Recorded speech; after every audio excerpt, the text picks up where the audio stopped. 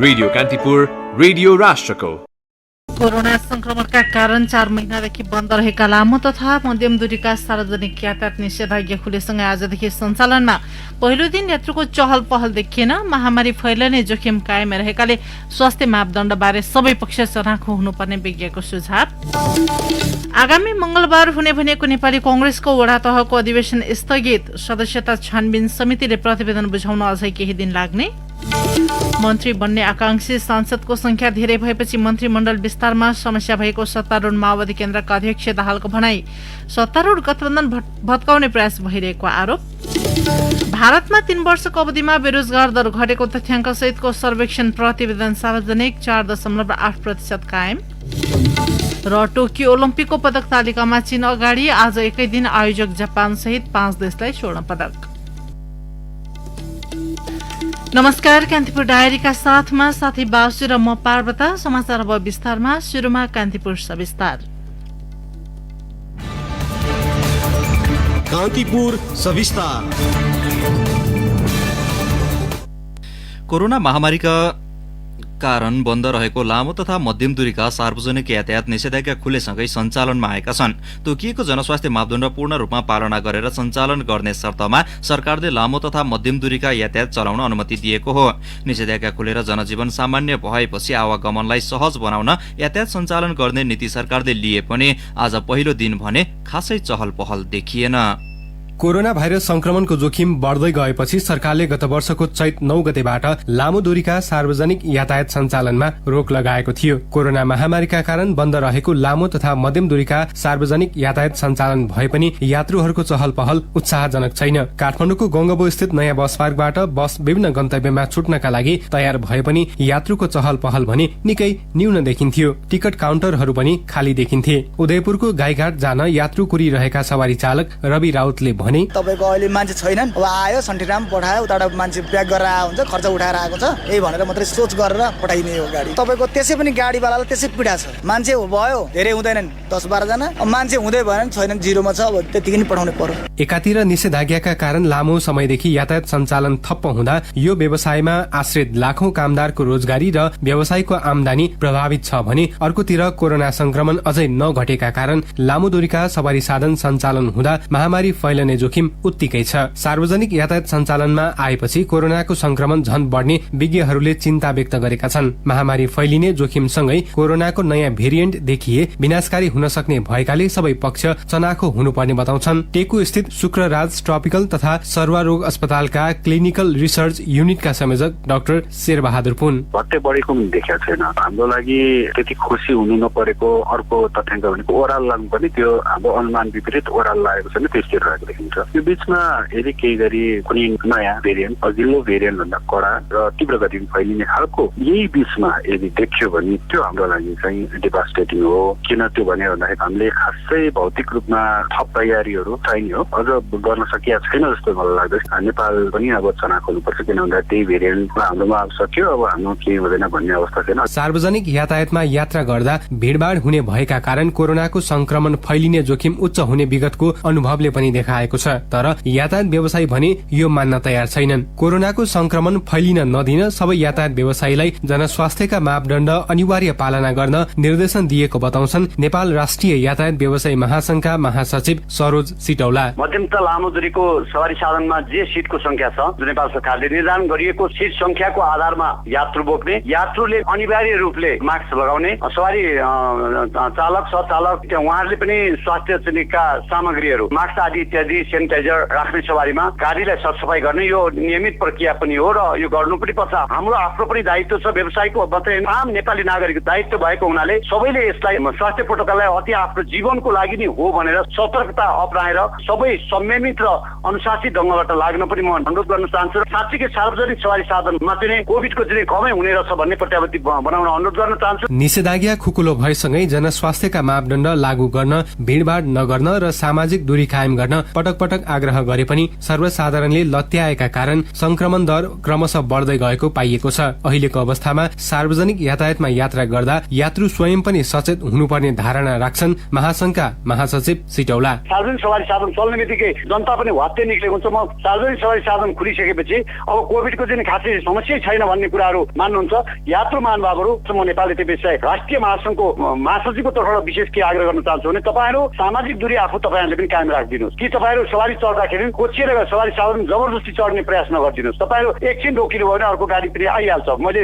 लामो तथा छोटो दूरीको पनि कुरा मैले त्यहाँ मिसाइदिएँ। त्यसकारणले यात्रुले अनिवार्य रूपबाट मास्क लगाएर मात्रै सवारीमा चढिदिनु होला र चालक सञ्चालकले मास्क नलागेका चाहिँ यात्रुहरूलाई सवार नगराउनुहोस्। त्रिभुवन विश्वविद्यालय लोकसेवा आयोग लगायत परीक्षाको तालिका सार्वजनिक भएसँगै देशका विभिन्न भागबाट परीक्षार्थीको आवागमन सहज बनाउन लामो र मध्यम दूरीका यातायात सञ्चालनमा सरकारले अनुमति दिएको हो। तर निषेधाज्ञा खुलेसँगै भीड़भाड़ तथा जनस्वास्थ्यका मापदण्ड उल्लंघन गर्ने जस्ता कारण पछिल्लो समय संक्रमणको दर बढेको सरकारी तथ्याङ्कले देखाएको छ। त्यसैले सार्वजनिक सवारी साधनमा यात्रा गर्ने जो कोही यात्रुको सुरक्षाको व्यवस्था मिलाउनु यातायात व्यवसायको दायित्व हो भने यात्रु स्वयं पनि सचेत हुन जरुरी छ। रेडियो कान्तिपुरका लागि सूरज राजथला। कान्तिपुर सविस्तार।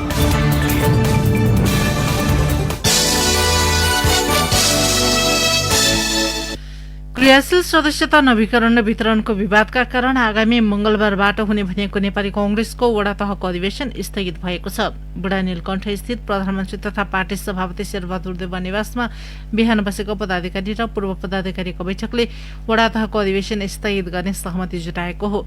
वरिष्ठ नेता रामचन्द्र पौडेलले आगामी मंगलबार बस्ने बैठकले वडा तहको महाधिवेशन तय गर्ने बताउनुभयो। वडा तहको अधिवेशन यही साउन अन्तिम साता गर्ने तयारी गरेको छ। सदस्यता नवीकरण र वितरणको विवादले 14औं महाधिवेशनको तयारी प्रभावित भए पनि कांग्रेसले कोरोना संक्रमण जोखिम कायम रहेको भन्दै वडा तहको महाधिवेशन सारेको हो। यसैबीच क्रियाशील सदस्यता छानबिन समितिले प्रतिवेदन बुझाउने अझै केही दिन लाग्ने भएको छ। प्रतिवेदन बुझाउने तयारी भए पनि सभापति देउवाले सबै विवाद अन्त्य गरेर अघि बढ्न आग्रह गरेपछि प्रतिवेदन बुझाउन केही दिन लाग्ने समितिका सदस्य प्रदीप पौडेलले बताउनुभयो। कांग्रेसको 14औं महाधिवेशन भदौ 16 गतेदेखि 19 गतेसम्म काठमाडौँमा गर्ने तय भएको छ।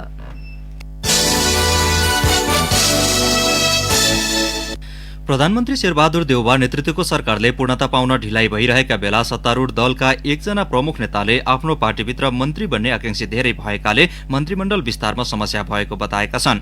माओवादी केन्द्रका अध्यक्ष पुष्पकमल दाहालले मन्त्री बन्ने आकांक्षी सांसदको संख्या धेरै भएपछि आफू तनावमा रहेको बताउनु भएको हो। नेपाल कम्युनिष्ट पार्टीका संस्थापक नेता नरबहादुर कर्माचार्यको 8औं स्मृति दिवसका अवसरमा काठमाडौँमा आज आयोजित कार्यक्रममा दाहालले आफ्नो पार्टीका सबैजसो सांसद मन्त्री बन्ने होडमा रहेको बताउनु भयो। 4-5 दिनदेखि म चाहिँ साँच्चै एक खालको मानसिक तनाव भित्र छु। सबैलाई बनाउनु त मन लाग्छ नि, सबै 49 जनै बनाइदिनु पाए नि हुन्थ्यो मन्त्री। त्यो त हुँदैन। फेरि यसबाट के देखिन्छ भने हामी आदर्शको निम्ति होइन, पूरा गर्दा आदर्शका गर्ने ठुला यस्तो हुनुपर्छ क्रान्तिकारी पार्टी, यस्तो हुनुपर्छ निष्ठा, यस्तो हुनुपर्छ आदर्श हामी सबैले भन्ने। तर चित्त चाहिँ के छ भने मन्त्री पाइन्छ कि पाइँदैन, पाइन्छ भने ठिक छ, पाइँदैन भने ठिक छ। यस्तो छ कि अहिलेको कल्चर भनेको यो आजको हाम्रो कल्चर हो। पार्टीभित्र मन्त्रीमण्डल विस्तारबारे देखिएको विवादबारे खुलेरै बोलेका अध्यक्ष दाहालले प्रतिनिधि सभा विघटन विरुद्ध एकजुट भएका दलहरूको सत्ता गठबन्धन भत्काउने प्रयास भइरहेको समेत बताउनुभयो। प्रतिक्रियावादीहरू यो गठबन्धन हुँदाखेरि यसलाई टुटाउन धेरै बल भयो। हेर्नुहोस्, यो सरकार गठन भन्दा अगाडि नै यसलाई टुटाउन निकै धेरै कसरत भयो। त्यो कसरत हुँदाखेरि के साथीहरू बडो नपत्याउँदो किसिमले ढल्दिनु भयो। पछिल्लो राजीनामा प्रकरणसम्म तपाईँ हामीलाई थाहा छ, गठबन्धनमा राम्रो भूमिका खेलेका बडो स्पिरिटको साथ गरेका साथीहरू पनि ढले। त्यो त्यत्तिकै ढलेको भन्न हुँदैन, त्यहाँ भित्र धेरै गम्भीर ढङ्गले नै चिजहरू भएका छन्। त्यसपछि चाहिँ गठबन्धन टुटाउन नसकेपछि यो गठबन्धनलाई बहुमत प्राप्त नहोस् भन्नको निम्ति झन् ठुलो कसरत सुरु भयो। यसबाट प्रतिक्रियावादीहरू निकै नै नसोचेको कुरा भएको ठानेका छन्। अर्को प्रसंगमा दाहालले एमसीसीको विषय उठाएर दलहरूबीच झगडा गराउने प्रयास भए पनि त्यसलाई सफल हुन नदिने दावी गर्नुभयो। दाहालले एमाले अध्यक्ष केपी शर्मा ओली सरकारबाट बाहिरिएपछि विक्षिप्त बनेको टिप्पणी गर्नुभयो। उहाँले कम्युनिष्ट पार्टीका अहिलेका नेताहरू संस्थापक नेता कर्मचारी जस्तो हुन नसकेको भन्दै गुनासो समेत गर्नुभयो। म झन्डै 6 वर्ष जति उहाँकै संरक्षणमा बसे। मैले जनयुद्धको सबै तयारी उहाँसँग सल्लाह गरेरै गरे। क्रान्तिकारी हुनुपर्छ भन्ने उहाँको स्पिरिट थियो र मुख्यतः नरबहादुरजीको अभिभावकत्व चाहिँ मैले नजिकबाट महसुस गरेँ। उहाँमा कुनै दम्भ, कुनै अहंकार, कुनै पद प्रतिष्ठाको निम्ति लोभ थिएन। हामी चाहिँ त्यस्ता छैनौँ। हामी त्यस्ता छैनौँ भनेर सबैले मान्न पर्ने देख्छु मैले, मदेखि लिएर हामी सबै। कोही पनि यहाँ धेरै फुर्ती लाएर चाहिँ केही अर्थ छैन। कान्तिपुर डायरीमा अब ब्रेकको पालो। कान्तिपुर डायरीमा अब बाँकी प्रसङ्ग। पछिल्लो 24 घण्टामा नेपालमा 3114 जनामा कोरोना भाइरस संक्रमण पुष्टि भएको छ। स्वास्थ्य तथा जनसङ्ख्या मन्त्रालयका अनुसार 10,625 PCR परीक्षणमा 2,309 जनामा र एन्टिजन विधिद्वारा गरिएको 4,285 परीक्षणबाट 805 जनामा संक्रमण पुष्टि भएको हो। पछिल्लो 24 घण्टामा थप 2,197 जना संक्रमणमुक्त भएका छन्। यो सँगै हालसम्म संक्रमणमुक्त हुनेको संख्या 6,41,565 पुगेको छ। पछिल्लो 24 घण्टामा कोरोना संक्रमणबाट मृत्यु भएका 16 जना थपिएका छन्। हालसम्म कोरोनाबाट मृत्यु हुनेको संख्या 9,695 पुगेको छ। संस्थागत आइसोलेसनमा 2,671 र होम आइसोलेसनमा 2,586 जना रहेको मन्त्रालयले जनाएको छ। यस्तै मुलुकभरका विभिन्न अस्पतालमा 165 जनाको भेन्टिलेटरमा उपचार भइरहेको छ। हालसम्म नेपालमा 33,77,228 जनाले कोभिड-19 विरुद्धको खोपको पहिलो मात्रा लगाएका छन् भने खोपको दुवै मात्रा लगाउनेको संख्या 13,66,046 रहेको मन्त्रालयले जनाएको छ। हाल सरकारले चीनको सिनोफार्म कम्पनीको भेरोसेल र अमेरिकाको जोन्सन एन्ड जोन्सन कम्पनीको खोप प्राथमिकताका आधारमा उमेर समूह अनुसार वितरण गरिरहेको छ। यसैबीच स्वास्थ्य कार्यालय काठमाडौँले कोभिड विरुद्धको खोप लगाउन अब अनलाइन फारम भर्नुपर्ने जनाएको छ। स्वास्थ्य कार्यालय काठमाडौँका प्रमुख बद्रीबहादुर खड्काले स्वास्थ्य तथा जनसङ्ख्या मन्त्रालयको साउन 1 गतेको पत्र अनुसार आफूहरूले यस्तो निर्णय गरेको बताउनुभयो। अब 50 वर्ष वा सोभन्दा मुनि र 18 वर्ष माथिका नागरिकले कोभिड विरुद्धको खोप लगाउन अनलाइन दर्ता नम्बर बुझाउनु पर्नेछ। सोभन्दा माथि उमेरका व्यक्तिलाई पनि फारम अनिवार्य गरिएको छ। स्वास्थ्य कार्यालय काठमाडौँले आगामी मंगलबार बुधबारबाट पुनः भेरोसेल खोप लगाउने तयारी गरेको छ। विभिन्न प्राथमिकता निर्धारण गरी काठमाडौँमा यसअघि कोभिसिल्ड, भेरोसेल, जोन्सन एन्ड जोन्सनको खोप दिइसकिएको छ।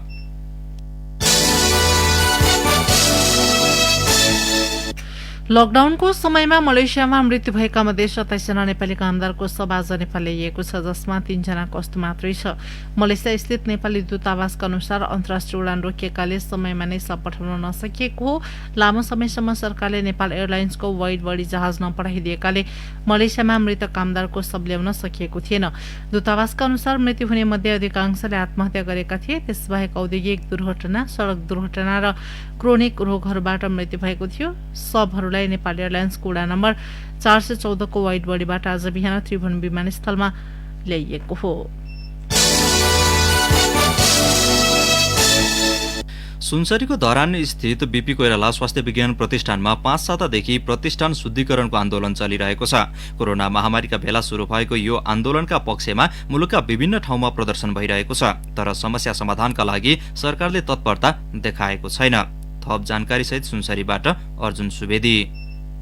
प्रतिष्ठानको आर्थिक अनियमितताबारे अख्तियार दुरूपयोग अनुसन्धान आयोगको ध्यानाकर्षण गराएका डाक्टर विष्णु पोखरेललाई उपकुलपति ज्ञानेन्द्र गिरीले स्पष्टीकरण सोधेपछि पछिल्लो समय आन्दोलन शुरू भएको हो। त्यसयता चिकित्सक, विद्यार्थी र कर्मचारीहरूले संयुक्त संघर्ष समिति मार्फत आन्दोलन चर्काएका छन् भने विभिन्न 9 राजनीतिक दल र नागरिक दबाव सञ्जाल पनि आन्दोलनमा छ। उनीहरूले आन्दोलनलाई चाँडोभन्दा चाँडो सम्बोधन गरेर दुधको दुध पानीको पानी छुट्याउन माग गरेका छन्। प्रतिष्ठानकी नर्स रिता पोखरेल, राज्यले नै यो कुलपति सहकुलपति स्तरबाट दुधको दुध पानीको पानी छुट्याइदिएर कोही दोषी छ भने उहाँहरूलाई कारबाही गर्नु पर्यो, छैन भने उहाँहरू चाहिँ दोषी होइन भनेर दिनु पर्यो। आन्दोलनको 2 सातापछि संघर्ष समितिसँग शुरू भएको वार्ताको क्रममा असार 15 गते उपकुलपति गिरी मदिरा पिएको अवस्थामा आएको भन्दै वार्ता भाँडिएपछि आन्दोलन झनै चर्किएको हो। संघर्ष समितिले प्रतिष्ठानका 4 जना पदाधिकारीको कार्यकक्षमा तालाबन्दी गर्दै राजीनामा मागेका छन्। आन्दोलनको 1 महिनापछि प्रधानमन्त्री कार्यालयका सचिवको नेतृत्वको कार्यदलसँग छलफल भए पनि आन्दोलन रोकिएको छैन। आन्दोलनरत संयुक्त संघर्ष समितिका संयोजक डाक्टर एसपी रिमाल, दुर्भाग्यपूर्ण परिस्थिति भइसके पछाडि उहाँ 4 जनासँग वार्तामा बस्ने कुनै नैतिक अधिकार छैन। उहाँहरूलाई पदमा बस्ने पनि 1 मिनेटको नैतिक अधिकार छैन। तसर्थ प्रधानमन्त्री कार्यालयले कुलपतिको हैसियतले इमिडिएटली यसलाई इन्टरभेन गर्नुपर्छ। नभए अब निकट भविष्यमै गम्भीर दुर्घटना निम्ति नै हामीलाई डर लागिरहेको छ। संयुक्त संघर्ष समितिले प्रतिष्ठानका पदाधिकारीसँग वार्ता नगर्ने अडान लिएपछि दबावमा परेका पदाधिकारीहरूले प्रतिष्ठानभित्रकै अन्य सरकारवालाहरूसँग संवाद गरे पनि सफलता हात पारेका छैनन्। विगतमा एक अर्काको खैरो खन्ने पदाधिकारीहरू आन्दोलन उत्कर्षमा पुगेपछि मिलेरै संस्थालाई अघि बढाउने प्रतिबद्धता जनाउन लागि परेका छन्। प्रतिष्ठानका उपकुलपति डाक्टर ज्ञानेन्द्र गिरी, लामो संवाद गरेर अब यसलाई कसरी समाधान गर्ने त्योतिर सबैको विचार लिएर म्यानेजिङ गरेर त्यसलाई हामीले सम्बन्धित इकाइमा प्रधानमन्त्री कार्यालयदेखि लिएर स्वास्थ्य मन्त्रालयदेखि लिएर सबैतिर हामीले चाहिँ पठायौँ। सबैको एउटा साझा अभिमत के छ भने यी संस्थाको यो जुन डेडलक हो यो समयमै यथाशीघ्र इन्ड हुनुपर्छ भनेर। प्रधानमन्त्री कार्यालयका सचिव नेतृत्वको कार्यदल गत सोमबार प्रतिष्ठान आएर 2 दिनको छलफल पश्चात काठमाडौँ फर्किसकेको छ। प्रतिष्ठानको समस्यालाई सम्बन्धित निकायले बेलैमा गम्भीर रूपमा नलिएकाले अहिले पनि थप अन्यल कायमै छ। रेडियो कान्तिपुरका लागि अर्जुन सुवेदी, सुनसरी। अब केही समाचार संक्षेपमा। बर्दिया स्थित कर्णाली नदीको सैजनाघाट र राजापुर 5 स्थित बुढी खोलामा नुहाउने क्रममा बेपत्ता भएका 3 जना अझै बेपत्ता छन्। कर्णाली नदीको सैजनाघाटमा नुहाउने क्रममा बेपत्ता भएका 14 वर्षीय सञ्जीव विक र उनकी 8 वर्षीय बहिनी दिलमाया र बुढी खोलामा नुहाउन गएकी 25 वर्षीय लालसा चौधरीको खोजी जारी रहेको सशस्त्र प्रहरी बल राजापुरका सशस्त्र प्रहरी निरीक्षक खेमराज बोगटीले बताउनुभयो। नेपाल कम्युनिस्ट पार्टीका महासचिव नेत्रविक्रम चन्दले आज एकै दिन पूर्व गृहमन्त्री रामबहादुर थापा र जसपाका अध्यक्ष महन्त ठाकुरसँग छलफल गर्नुभएको छ। पछिल्लो समय विभिन्न दलका शीर्ष नेताहरूसँग भेटवार्तालाई निरन्तरता दिएका चन्दले आज एकै दिन 2 फरक दलका नेतासँग भेट गर्नुभएको हो। गुरु पूर्णिमा गायत्री दीक्षा वेद मन्त्र सुनाउने र शिक्षा दिने गुरुजनप्रति सम्मान भाव प्रकट गरी मनाइएको छ। आषाढ शुक्ल पूर्णिमाका दिन मनाइने यो पर्वमा अन्धकारको नाश गरी जीवनमा उज्यालो फैलाउने व्यक्तित्वको सम्झना गरिन्छ। जनता समाजवादी पार्टी जसपा कार्यकारिणी समितिले संघीय संसदीय दलको विधान 2078 अध्ययनका लागि सदस्यहरूलाई वितरण गरेको छ। अध्यक्ष उपेन्द्र यादव पक्षीय कार्यकारिणी समिति बैठकमा सदस्यहरूले विधान अध्ययन गरी अर्को बैठकमा सुझाव पेश गर्नुपर्ने माग गरेका थिए। नेकपा एमाले हालै बिउताएको युवा दस्ता युथ फोर्सको 1101 सदस्य उपत्यका कमान्ड फोर्स गठन भएको छ। काठमाडौँको एक पार्टी प्यालेसमा आयोजित कार्यक्रमका बीच युथ फोर्सकै उपप्रमुख पुष्पराज श्रेष्ठको संयोजकत्वमा उपत्यका कमान्ड फोर्स गठन गरिएको हो। जिल्ला अस्पताल सङ्खुवा सभाले 2 शैय्याको भेन्टिलेटर सहित 5 बेडको आइसियू सेवा सञ्चालन गर्ने भएको छ। आइसियू सञ्चालनका लागि अस्पतालले 21 प्रकारका सामग्री खरिद प्रक्रिया अघि बढाइसकेको अस्पताल प्रशासनले जनाएको छ। र प्रहरीले मोरङको विराटनगर महानगरपालिका 17 मटेरुवाबाट अवैध भारतीय रुपैयाँ र अमेरिकन डलर सहित 2 जना भारतीय नागरिकलाई पक्राउ गरेको छ। जिल्ला प्रहरी कार्यालय मोरङबाट खटिएको प्रहरी टोलीले नेपालतर्फ आउने क्रममा भारतको उत्तर प्रदेशको लखनऊका 34 वर्षीय अतुल कुमार र 35 वर्षीय सन्दीप सिंह रोयलाई पक्राउ गरेको हो। कान्तिपुर डायरीमा अब इलाम डायरीको पालो। डायरीमा विप्लव भट्टराईको नमस्कार। चियाको राजधानी मानिने इलाममा कफी खेतीतर्फ पनि किसान आकर्षित हुँदै गएका छन्। एक पटक रोपेपछि वर्षौंसम्म आमदानी दिने कफी खेतीको विस्तारमा इलामका किसान आकर्षित भएका हुन्। आफ्नै प्रयासमा इलामका किसान समूहगत र व्यक्तिगत रूपमा कफी खेतीतर्फ लागेका छन्। राष्ट्रिय चिया तथा कफी विकास बोर्डको तथ्याङ्क अनुसार इलामका 920 जना किसानले 91 हेक्टर जमिनमा कफी खेती गरेका छन्। इलामको माटो कफी खेतीका लागि अब्बल रहेको छ। रोपेको 4 वर्षपछि उत्पादन दिने कफीको एउटा बोटबाट कम्तीमा 15 किलोसम्म उत्पादन हुन्छ। निषेधाज्ञा खुकुलो बनाउँदै जनजीवन सहज बनाउने प्रयास गरिएपछि इलाममा कोरोनाको प्रकोप बढ्दो क्रममा देखिएको छ। सदरमुकाम सहित बजार क्षेत्रमा मात्र नभएर ग्रामीण क्षेत्रमा पनि कोभिड-19 का बिरामी थपिँदै गएका हुन्। इलाम अस्पतालको इमर्जेन्सीमा कोभिडका बिरामी र अन्यलाई पनि एकै ठाउँमा राखेर उपचार गर्नुपर्ने बाध्यता देखिएको छ। आउँदो साता लोकसेवाको परीक्षाका लागि ठूलो संख्यामा विद्यार्थी सदरमुकाममा जम्मा हुने भएपछि स्थानीयमा थप त्रास बढेको हो। वर्षौंदेखि निर्माण थालिएको झापाको दमकदेखि इलाम पाँचथर सीमावर्ती चिसोपानी पञ्चमीसम्मको सडक निर्माण पूरा नहुँदा स्थानीयले शास्ति खेप्नु परेको छ। एउटै खोला 65 ठाउँमा तर्दै यात्रा गर्नुपर्ने अवस्था अझै हटेको छैन। दमक माथिको रतुवा खोलाको किनारबाट यात्रा गर्नुपर्ने बाध्यता बोकेका स्थानीयले चाँडो सडक निर्माण कार्य पूरा गर्न माग गर्दै आएका छन्। चुरेको कठिन भूगोल, खोला र जंगल बीच खोलिएको यो सडक निर्माण पूरा हुँदा इलामको पश्चिमी क्षेत्रसहित पाँचथर, ताप्लेजुङ र तेह्रथुमका बासिन्दालाई समेत तराई झर्न सहज हुनेछ। इलामको महेन्द्र रत्न बहुमुखी क्याम्पसमा सञ्चालित बीएससी इन हर्टिकल्चर उत्तीर्ण विद्यार्थीले रोजगार नपाउँदा समस्या झेल्नु परेको गुनासो गरेका छन्। लाखौं खर्चेर वर्षौंको मेहनतपछि पनि रोजगार नपाएको उनीहरूको दुखेस छ।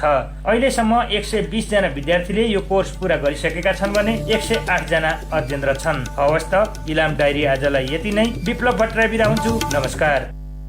इलाम डायरीपछि कान्तिपुर डायरीमा पुनः ब्रेकको पालो।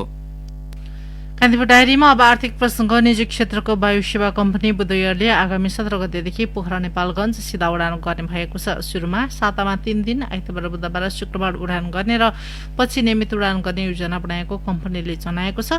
पोखरा नेपालगञ्ज उडानबाट दुवै ठाउँका पर्यटकीय स्थलमा चहल पहल बढ्ने अपेक्षा गरिएको कम्पनीका निर्देशक रूपेश जोशीले बताउनुभयो। उडानबाट नेपालगञ्ज नजिकका भारतीय शहर लखनऊ, कानपुर लगायत गन्तव्यका पर्यटक पनि आकर्षित हुने कम्पनीले जनाएको छ। बुद्ध एयरको भगिनी संस्था बुद्ध होलिडेजले पोखरा नेपालगञ्ज दुवै गन्तव्यका लागि आकर्षक होलिडे प्याकेज पनि सञ्चालन गर्ने कम्पनीले जनाएको छ।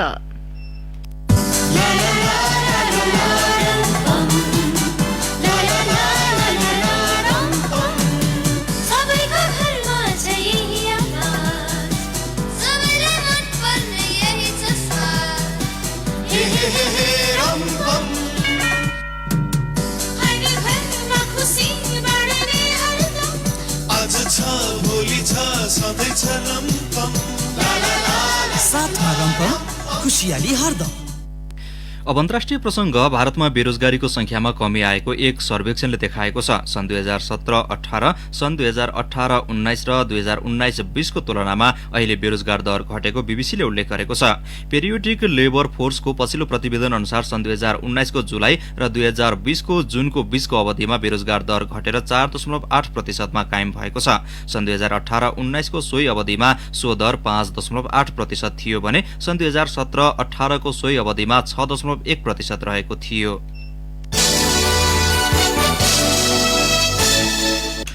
भारतको महाराष्ट्रमा अविरल वर्षापछिको बाढी र पहिरोमा परि 125 जनाको मृत्यु भएको छ। वर्षाका कारण महाराष्ट्रका सयौं गाउँ डुबानमा परेका छन् भने हजारौं मानिस विस्थापित भएका छन्। कैयौं हराइरहेका मानिसको खोजीमा भारतीय सेना सहितका उद्धारकर्ता खटिएको रोइटर्सले जनाएको छ।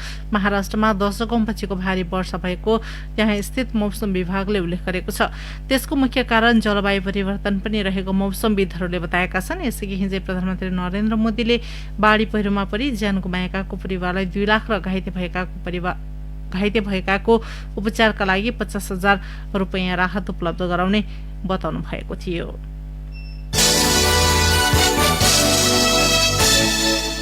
कोरोना भाइरसको संक्रमण दर तीव्र बनेको भन्दै अस्ट्रेलिया सरकारले लागू गरेको लकडाउन विरुद्ध सिडनी, मेलबर्न र ब्रिस्बेनमा हजारौं सर्वसाधारण सड़कमा उत्रिएका छन्। प्रदर्शनका क्रममा प्रहरीले 57 जनालाई नियन्त्रणमा लिएको छ। सरकारले तत्काल लकडाउन हटाएर नागरिकलाई जीविकोपार्जनका लागि स्वतन्त्र बनाउनु पर्ने प्रदर्शनकारीले माग गरेका छन्। भारतीय डेल्टा भेरिएन्टले संक्रमण दर उच्च बन्दै गएको भन्दै सरकारले विभिन्न प्रतिबन्ध सहित लकडाउन घोषणा गरेको थियो। लकडाउनका कारण 1 करोड 30 लाख बढी अस्ट्रेलियन प्रभावित भएका छन्। अस्ट्रेलियामा हालसम्म जम्मा 14% नागरिकले मात्रै खोप लगाउन पाएका छन्।